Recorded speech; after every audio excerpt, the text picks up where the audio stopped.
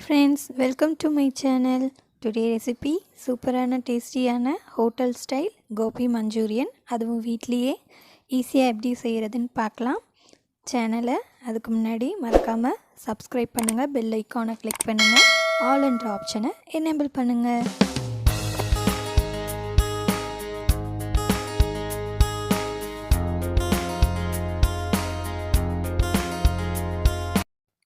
வாங்க recipe start பண்ணலாம். அதுக்கு அடுப்பு ஆன் பண்ணி அதில் ஒரு பாத்திரம் வச்சுக்கோங்க. பாத்திரத்தில் பாதி அளவு தண்ணி சேர்த்துக்கோங்க.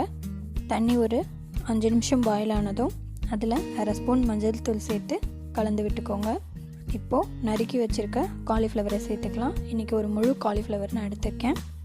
இது தண்ணியில் ரொம்ப நேரம் கொதிக்க வைக்க வேண்டாம், ஒரு 2 நிமிஷம் கொதிச்சா போதும். அதை ஒரு பிளேட்டில் தனியாக எடுத்து வச்சுக்கோங்க. இப்போது இன்னொரு பிளேட்டில் 2 ஸ்பூன் மைதா மாவு சேர்த்துக்கலாம்.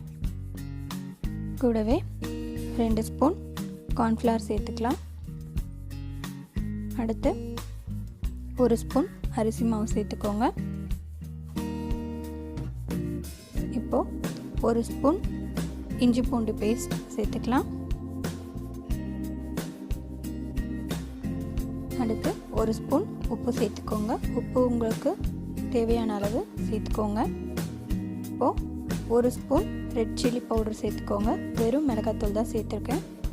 அப்புறம் கூடவே 1/4 ஸ்பூன் ஃபுட் கலர், ஆப்ஷனல் தாங்க இது, உங்களுக்கு தேவைன்னா நீங்கள் சேர்த்துக்கலாம். இப்போது இதெல்லாம் சேர்த்து ஒன்றா நல்லா கலந்து விடணும். 1/4 டம்ளர் தண்ணி சேர்த்து மிக்ஸ் பண்ணிக்கோங்க.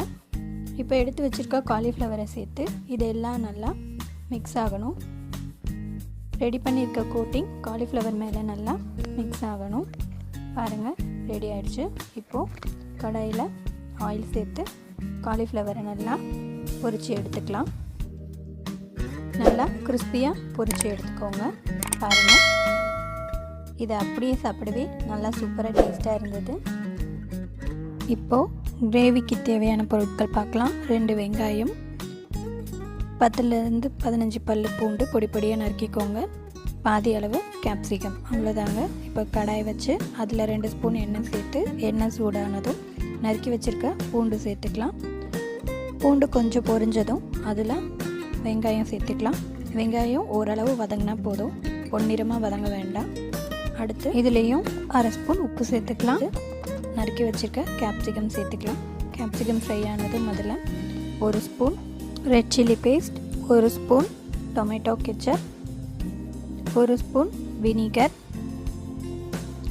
1 ஸ்பூன் சோயா சாஸ், இதெல்லாம் சேர்த்து நல்லா மிக்ஸ் பண்ணலாம். கூடவே ஒரு அரை ஸ்பூன் மிளகாத்தூள் சேர்த்துக்கோங்க. இதெல்லாம் சேர்த்து ஒரு வாட்டி நல்லா கலந்து விடுங்க.